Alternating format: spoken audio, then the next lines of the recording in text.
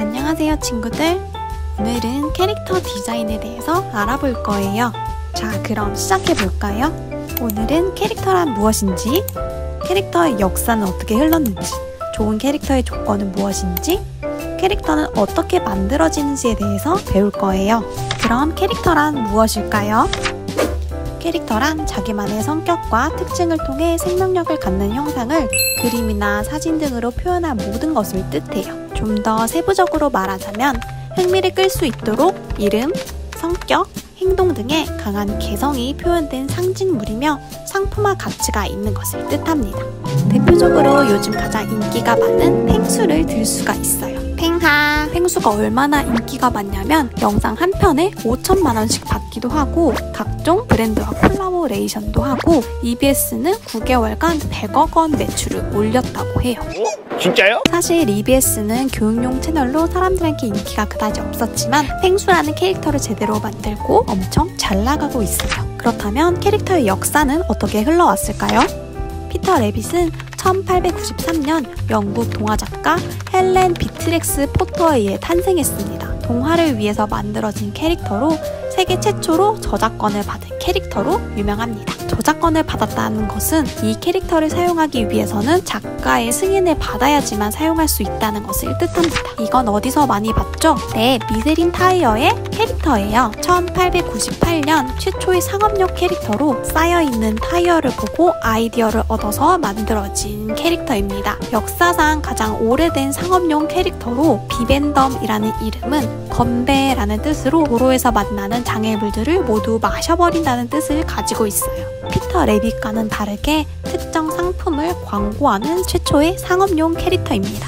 모두가 잘 알고 있는 미키마우스는 1928년 최초 유성 애니메이션, 즉 음악과 음향 효과가 있는 첫 만화 영화의 캐릭터입니다. 디즈니는 상업 캐릭터 시장을 본격적으로 개척하기 시작했고 미키 시계를 제작해 최초의 캐릭터 상품을 만들어냈습니다. 부부보이는 우리나라 최초의 상품화된 캐릭터로 1985년 팬시 브랜드인 바른손이 만들었습니다. 이전까지는 우리나라에서 캐릭터라는 용어가 쓰이지 않았지만 이 부부보이의 등장으로 캐릭터라는 용어가 우리나라에서 사용되기 시작했습니다. 우리나라에서 최초의 상품화된 캐릭터로 매우 의미가 있어요.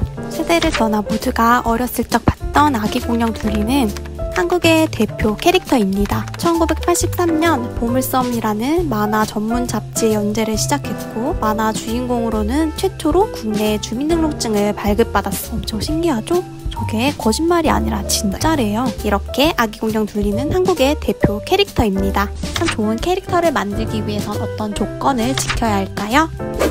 첫 번째는 호감을 주는 친근감을 가져야 합니다. 못생기고 징그러운 캐릭터는 계속 보기 싫듯이 캐릭터는 귀엽고 사랑스럽고 계속 보고 싶어야 해요. 방탄소년단이 제작한 BT21도 귀엽고 사랑스러워서 계속 보고 싶은 마음이 들죠. 두 번째는 정체성과 상징성입니다. 무슨 캐릭터인지 한눈에 알아볼 수 있는 상징성을 담아야 합니다. 예를 들어 대한민국 경찰청 마스코트인 포도리를 들 수 있어요. 경찰복을 입고 있는 모습과 경례를 하고 있는 모습을 봤을 때 경찰청 마스코트인 걸 한눈에 알 수 있겠죠? 세 번째는 강한 개성과 독창성입니다. 쉽게 잊혀지지 않도록 다른 캐릭터와는 확연히 구별되는 개성과 독창성을 담아야 합니다. 대표적인 예로 스티키 몬스터 랩을 들 수 있어요. 팔다리가 없는 땅콩 모양의 특이한 형상에 재미있는 표정이 한 번 보면 잊을 수 없는 독창성을 나타내고 있어요. 네 번째는 여러 가지로 바뀔 수 있는 다양성입니다. 다양한 제품에 활용할 수 있도록 다양한 상황에서 변화 가능해야 합니다. 예로 카카오 프렌즈의 리니지를 들 수가 있어요. 조르디로 에어팟 케이스, 각종 문구류 등 다양한 제품으로 활용할 수 있습니다. 그러면 캐릭터는 어떻게 만들까요? 먼저 용도를 정해야 해요.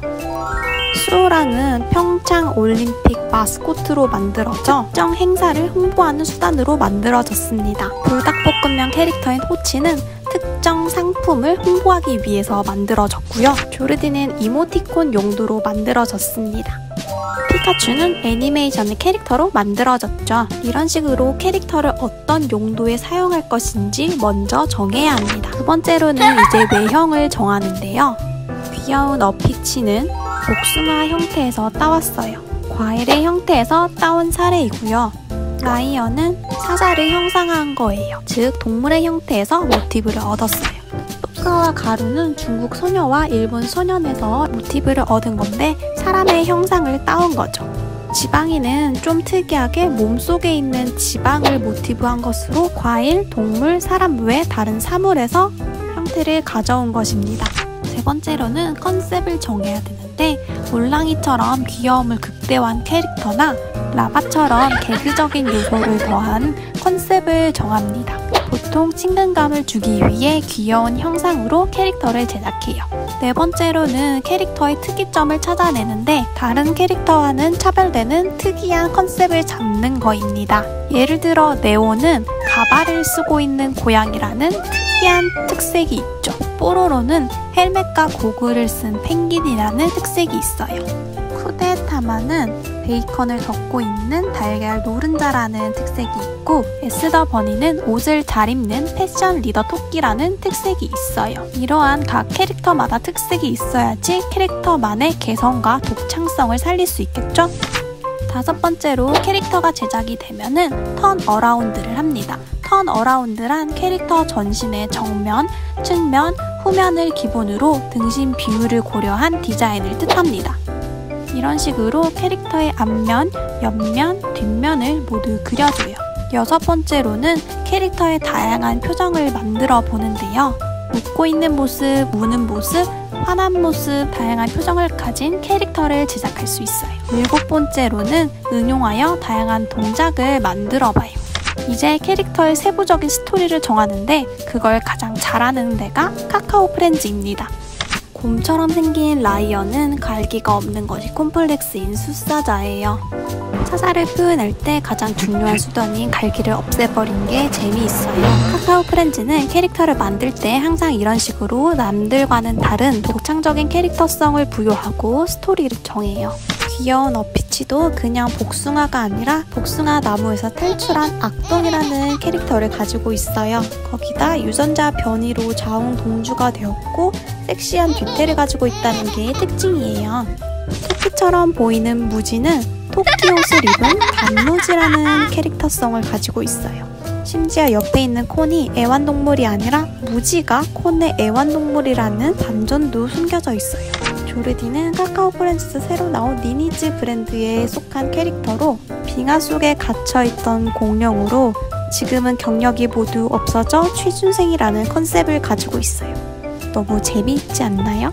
이런 재미있는 캐릭터 스토리가 카카오 프렌즈를 더 성장할 수 있게 한 배경이 아닐까 싶어요. 여러분들도 캐릭터를 제작할 때 이런 스토리성을 생각하고 만들어 봅시다.